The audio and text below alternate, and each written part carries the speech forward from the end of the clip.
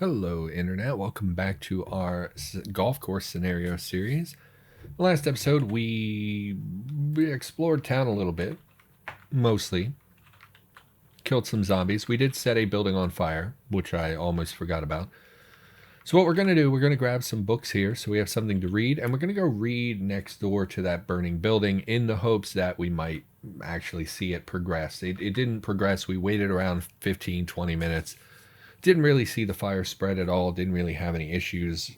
Notice anything happening, which is unfortunate because I feel like that. Oh, there's that bleed indicator. You lose some blood. Yeah. Well, I have enough. It's okay. I don't need all my blood. Somehow they've been managing to destroy our compression top, which is strange that they're getting through our motorcycle armor and other things that we were wearing. That's fine as well. So let's grab some books. We said we would read some of these books to get access to their recipes and things. So let's quickly do that.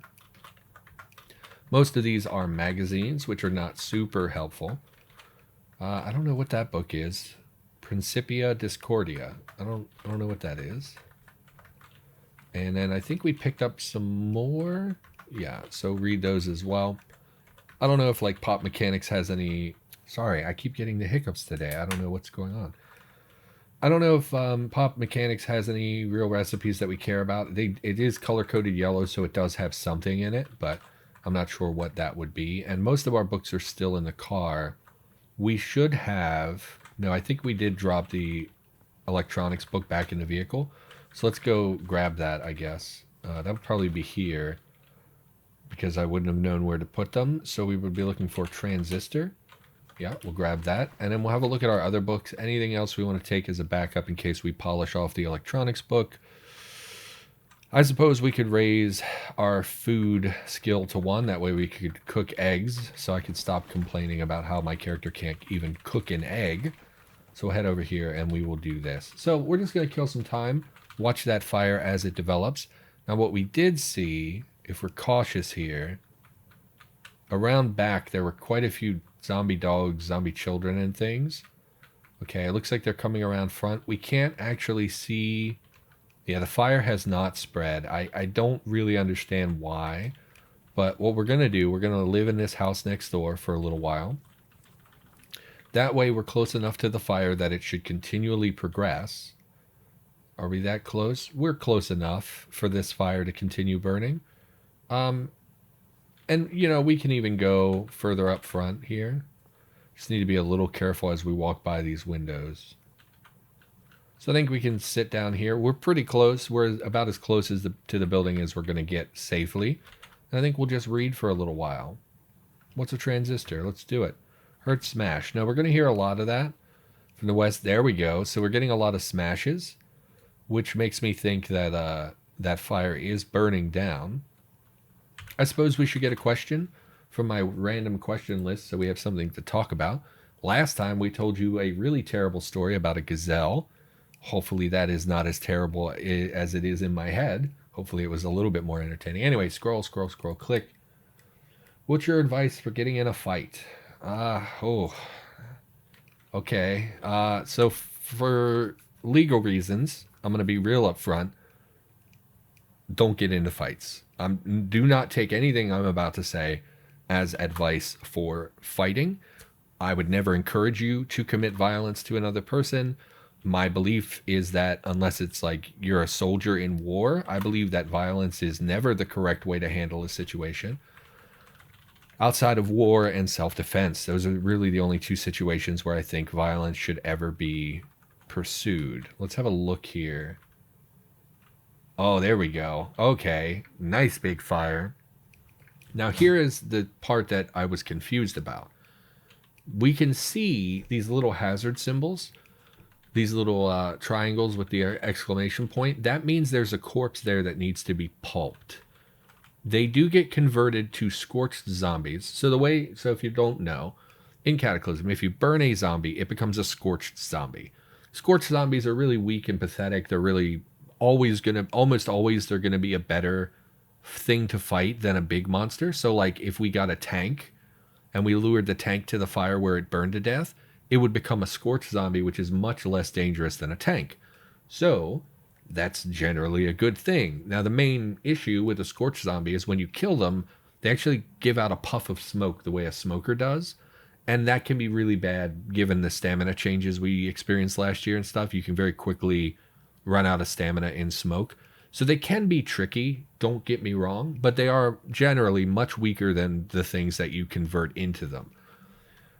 Now, the issue is that these corpses are going to be under the rubble. Like if we look here, oh, pile of ash. Is it not rubble anymore?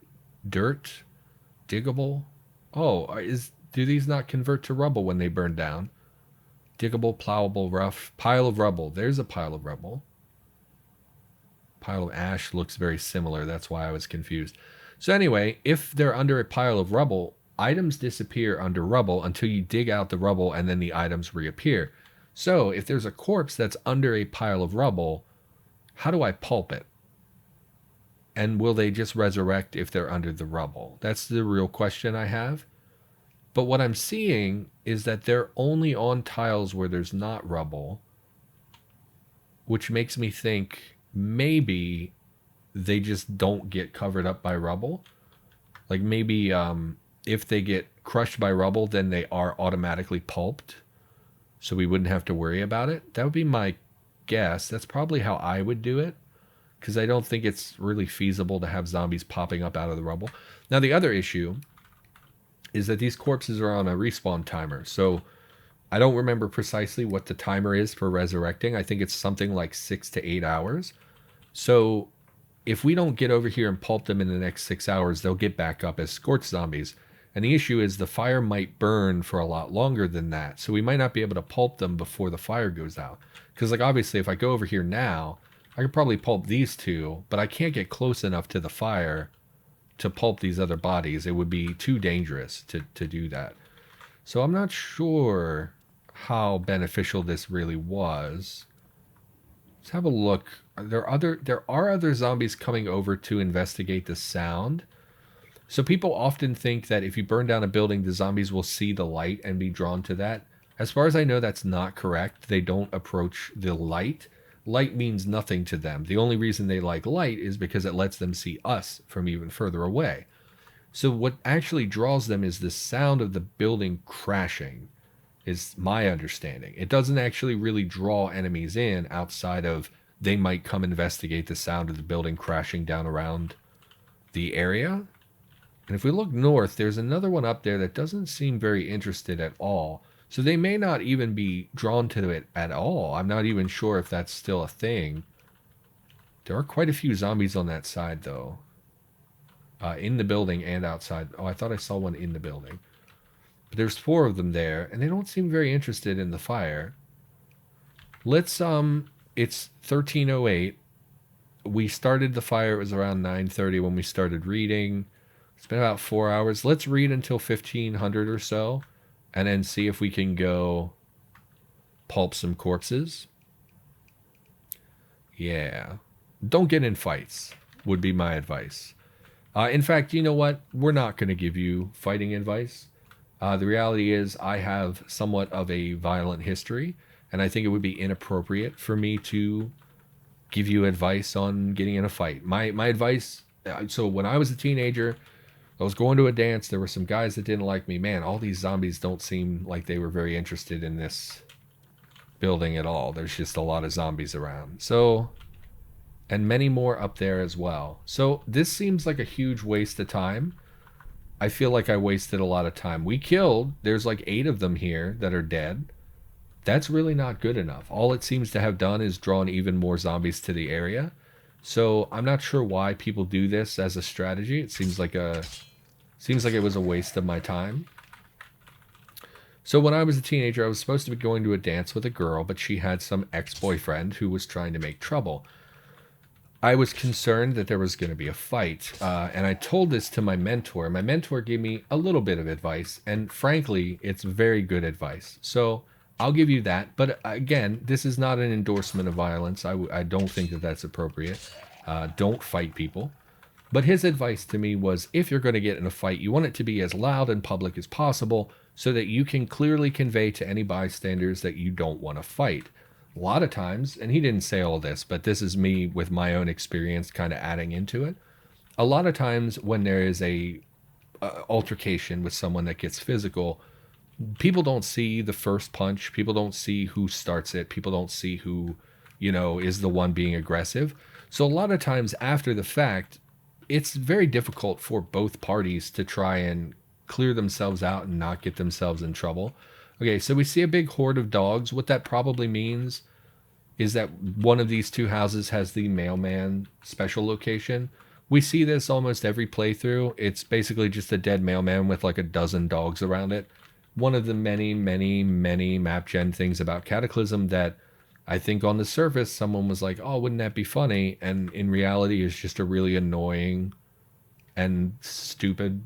Not stupid. I don't think it's stupid. I just think it's super annoying, and when it spawns all the dang time, it gets really old really fast. So I've seen this thing probably 8 times in the last, few months of playing, and I'm just tired of seeing it. The dogs are very annoying. They're very hard to hit, in the early game especially. And so what I think is going to happen, we're going to draw what we can from here and fight them with our spear, but we're probably going to go to our rifle and clear out the rest of those dogs. Okay, dog, that's very annoying. But anyway, if you're going to get in a fight, try to be as public as possible. Don't get caught in a dark alley somewhere if you can avoid it. If you know a fight is coming, do it in a public place and make sure that you very loudly proclaim that you don't want to fight. That way, even if people don't see who throws the first punch, even if people don't know what's going on, people will remember, oh, that one guy was shouting that he didn't want this. He didn't want to fight. Leave me alone. I'm not trying to... and people do remember that stuff. And then the other suggestion I would make is that you should keep your hands up. Obviously, like, don't go into a boxer stance that really communicates, hey, I want to fight. What I would recommend is putting your hands. So like, when you see someone with the police, they put their hands over their head, palms out, fingers kind of spread, like, hey, I'm surrendering. I'm surrendering. Do that. But instead of putting your hands over your head, put them up around your face. This does 2 things. Number 1, it clearly communicates in a physical way that you don't want to fight. That way, anyone who might be a bystander who sees this will see you in a position of surrender. They'll remember that, even if they don't understand what's going on in the fight. Even if they don't understand what's going on in the fight, they understand that body language. That body language is clearly communicating, hey, I really don't want this. Let's not get physical. That's a gesture of surrender, right? Hands around your head height. Palms facing the aggressor, whatever, fingers spread a little bit in a gesture of surrender. People will see that body language, and they'll remember that, right? So even if they don't see who starts it, even if they don't know, one guy was screaming, I don't know who did what, I don't know who said what, they will remember that this guy had his hands up and was trying to surrender to avoid a fight. Plus, it's very close to a boxer's stance, so you can quickly protect your head if someone attacks you. Because people always swing for the head. In general, don't do that. Like, yes, if you hit a guy in the face, he's going to be more debilitated than if you punched him in the chest or shoulder or whatever. But it's also a lot harder to hit someone in the face than to hit someone in the body, right? So people always swing for the head. I don't really know why. So you have your hands up to protect your face. It's very close to a striking position as well. So if things do get physical, you can, take care of that. Zombies are still very focused on hitting us in the left arm. I don't understand why that's happening. It to me must be my imagination. It can't possibly be, like, obviously why they wouldn't change the code to make it hit you in the left arm more. So I don't know if this is just me imagining it, but they seem to only be hitting me in the left arm, and it's getting real annoying. Let's go to the M4. I do think we'll clear out this area. We could easily just avoid this area and not deal with it, but I also just don't want a horde of dogs that are upgrading over time and could at any moment, come venturing over because of our scent to kill us. So we're going to clear out these dogs. It's very annoying. I guarantee there's a dead mailman up here. Yeah, I bet that's him right there. Mail carrier hat, mail carrier shirt, mail carrier shoes. So again, somebody probably just thought like, oh, it'll be cute. We'll add a bunch of zombie dogs. They killed the mailman. Oh, dogs hate mailmen. Haha. And You know, first time you see it, you might think that's a little funny, but the 30th time, not so much. So we are to the north, and what that means is that as we pop off more rounds, there are going to be more enemies that show up that we had not previously seen. Oh, and in fact, there's just a huge horde up here. Oh, look, it's all dogs. That's great. So, and again, this is a situation where you want to make the mailman. That's fine. Maybe put like 3 dogs tops in that location, but they didn't. They put, 1, 2, 3, 4, 5, 6, 7, 8. 8 plus we've killed probably 3 or 4. We killed 2 here, so that's 10. Plus another probably 2 or 3 in the... Oh, do they turn into scorched zombies? That would be weird. I can't imagine that's true. But there's like 10 to 12 or 13 zombie dogs, and it's just too much. Like, I feel like people do this stuff, and then they don't think about balance or what it's actually going to be like to find this location. It's just so silly to me. I just wish people... Like, and I feel bad because I know that somebody probably put this in and was proud of it, but I just feel like people don't balance anything. People just think, oh, I'll make this thing. Your M4 malfunctions. That seems like a great way to get me killed. I guess it doesn't really do anything. It just temporarily prevents you from shooting. So I don't think we're in any more danger than we were a second ago. How are you so resilient? Ignore. Yeah, we need to shoot him before he starts. You know what? We need to run away is what we need to do. Instead of letting him hit us. Every time he hits us, our aim resets a little bit. And we can't abide that. Let's wait for them to get a little closer. We really want to focus the dogs. If we have to, we could melee the stragglers. If we, ran out of bullets or something. Okay, I really need you to stop missing every shot. That's really infuriating. So that's my general fighting advice. I don't feel like I can give you proper fighting advice. That feels wrong to me to do that, given that I have a history, a little bit of violence. So my advice is purely about self-defense. Those are just things. If someone is going to attack you, you really want to convey to any onlookers that you don't want this. You are the victim. You want to make that very clear, because a lot of times, especially if you're someone like me, maybe you have a criminal history, if the police get called or things escalate to a point like that where violence happens, you are in more danger than the average person, because as a person with criminal history, they are much more likely to believe that you were the cause. So being able to convey to any onlookers or bystanders, both vocally and with physical body language, that you don't want to fight is actually way more important than people probably think it is. I think it's really important to convey, I'm not the aggressor here. I don't want this, and when I was a teen, guy friends would have made fun of me for saying something like that. Like, oh, be a man, just fight, do what a man does. That's actually really dumb and toxic. Like, it's okay to not take a fight. That is actually, oftentimes, it takes more strength to not fight someone, and to have the courage to walk away when you're being taunted and mocked or harassed. It is harder to do that than it is to go hit a guy, So, like, don't feel ashamed. Don't feel less than. There's nothing feminine or non-masculine about that. Just like when I was a teen, people were always like, oh, I don't fight dirty. And it's like, well, if someone were trying to kill you, it's totally fine to fight dirty, Like, if it's a life or death situation, go ahead and gouge that dude's eyes if that's what it takes to save your life or the life of someone that you care about. Obviously, don't just do that for no reason, but I'm talking about in a, you're about to die, someone has a gun or a knife on you. Yeah, do what you got to do to protect yourself and your family members or whoever happens to be there. So, I don't know. It's just one of those things that probably shouldn't even have talked about. I just think that it's really important to communicate to people that you're the victim. And yeah, you might be embarrassed, making a scene, or you might feel uncomfortable. But if that stops the fight and you don't get in a fight because you shouted and were visibly upset and trying to surrender, that's a win. If it keeps people from fighting and getting physical or God, because you never know if you get into a fight with someone, people die, and I know that doesn't seem likely in the moment. You think like, oh well, a guy can take a punch, but pretty much every year somebody does, what are they called, one punch laws or something like that. Somebody hits a guy in a fight, he falls down, hits his head, he dies.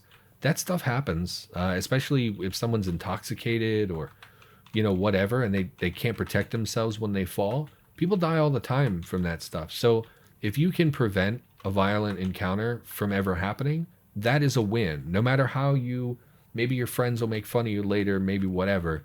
Don't think about that. Don't worry about that. You took care of yourself and you were able to avoid a physical altercation. That is a victory. In my mind, that's a victory. So take that for what you will. That's about all I have to say on the subject. You really just want to convey to people that you don't want to fight, just to protect yourself for like legal reasons is my thinking. And maybe that seems shady too, but like, I just don't want to fight you, bro. Like, just leave me alone. I'm surrendering. My hands are up. I don't want to fight. And then if things escalate, it is what it is. But anything you can do to prevent a fight from happening in the first place is important. So that's my take. My advice on, getting in a fight is to not get in a fight. That's my advice. And that too, there's tons of legal ramifications for stuff like that. Even if you just think it's going to be, some drunk and you're drunk and everybody's just, rowdy and whatever, and you think it's nothing, it could very easily escalate into something very serious. So I just would recommend basically never, ever getting in a fight unless your life is in danger. Don't let your pride get you into fights. I did that a lot when I was young. I let myself, especially when I was with a girl, you know how it is when you're 19 or 17 and you're out with a girlfriend and someone starts insulting you or says something, God forbid, says something nasty about your lady friend, and then all of a sudden you're squaring up to get in a fight. That's not the right way to handle things. I think it happens a lot when you're like 19, you don't think, no offense to any 19-year-olds who are listening, but that age is not super well known for being super rational and really thinking about their actions. Let's reload these clips, shall we? Reload. Can't reload the motorcycle armor. Oops, pressed the wrong button. Reload. Oh, are we out of rounds? Oh, I just dropped my rounds. I didn't mean to do that. Yeah, so we're almost out of this 5.56, which is really a bummer, because it was all the ammo that we had found up until this point, really. I noticed we did just find bullets, but it's the 38. I don't have any guns for a 38. In fact, that's 38 special. I have a revolver. I might actually have a revolver in the car, because we did raid a gun store, didn't we, back there? Was that my previous playthrough? I've already forgotten. Let's go check our old town here. Wasn't there a gun shop? I do think that was the previous playthrough. That sucks. Okay, so we probably don't have really any guns other than the 5.56. The gun pile was... Which pile is my gun pile? Directly north. Alrighty. Yeah, all we have are the 223. We do have a Beretta Storm, but we haven't found any 9mm, which is a bit unusual, to be honest. We've killed probably 200 zombies. How many zombies did I kill? 195. When we arrived in this town, we got the killed 100 monsters achievement. So we've killed almost 100 zombies just clearing this little stretch of street here, which is pretty crazy. Pretty crazy. And you can see, this is what I mean when I say that there's too many zombies in this game. And I know, it's a zombie game. You expect a lot of zombies, but like, really, are there, we've only gone like 4 or 5 houses deep. How many people could possibly have died in this one little area of street? And I know zombies migrate, which is mostly the reason why I don't complain about monster density on the road, but Sometimes, 200 zombies. It's just a lot of killing we've been doing here. Look at all these corpses. All these corpses we have. All where we live, too. We probably ought to clean those up at some point so I don't have to look at them every time I'm reading a book or eating my dinner or whatever. All right. So this veterinary clinic is gone. We could hit this restaurant since we've already mostly cleared the area here. Looks like we're hot. Is that what that temperature indicator means? We are hot. How weary are we? We did a lot of fighting. We're not weary at all. How about that? We're very close, though. If we look at our weary transition, we're very close to hitting lightly weary. So a few more murders and we'll be there. Maybe even just this one fight will put us over the brink. We're also in pain, which is slowing us down, so we do have to be a little mindful of that. But we're okay. That zombie's just wearing tights and a turtleneck.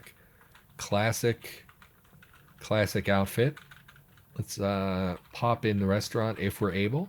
Should be some perishable food here to eat. Couple zombies. We did see a soldier zombie, by the way, when we were up there clearing the dogs. I didn't comment on it, but there was a soldier zombie up there that then disappeared. So I'm not sure where it is, but we should make a priority of killing that in the future to get possibly more ammo. They don't often carry 223 ammo. I believe that their numbers were reduced a while back, but it's still possible to find ammo on them. So we're going to look in the kitchen. Hopefully this is not the cockroach kitchen. It is not. Some restaurants have a kitchen that is literally just packed with cockroaches. Also, I made a long time ago, I made a restaurant layout that is a soup and salad bar, which I know is so dumb, and it's not this layout. Obviously, we don't have a soup and salad bar, and this one has statues and stuff. The other one didn't. But I made a restaurant that had soup and salad bar out front, and I don't think I've ever encountered that location in the game. I've mentioned it a few times, but I don't think we've ever come across it. And honestly, it's really simple. Back then, item spawns were much lower, so even if we found the soup and salad bar, it's just pots full of like very low charges of soup. So you might find like 2 portions of soup in the big pot or whatever. And same with the salad bar and stuff. It just, obviously would mostly be rotten and whatnot by the time we came across it. But I like the idea. And unfortunately as well, there's no way in Cataclysm, as far as I know, to force food to spawn rotten. Otherwise, I would have just made it all rotten probably, because like no one's running a soup and salad bar during the zombie apocalypse, basically. And that's something I complain about sometimes is stuff not making sense with the rate of the Cataclysm and stuff. So I don't know if it was a great idea. I made it like 2 years ago, probably. I don't think I would make it today, because I do think that kind of conflicts with the idea of the zombie apocalypse. Oh, also, I remembered I was supposed to be dropping my bag every time I get in a fight, and I keep forgetting. I don't know how to fix that. I don't know how to teach myself that I have to drop my bag every time I get in a fight. If you have any tips over that, feel free to leave them in the comments down below. How I could possibly constantly remind myself to drop my bag. Man, we're 6'6"? Okay. That's real tall.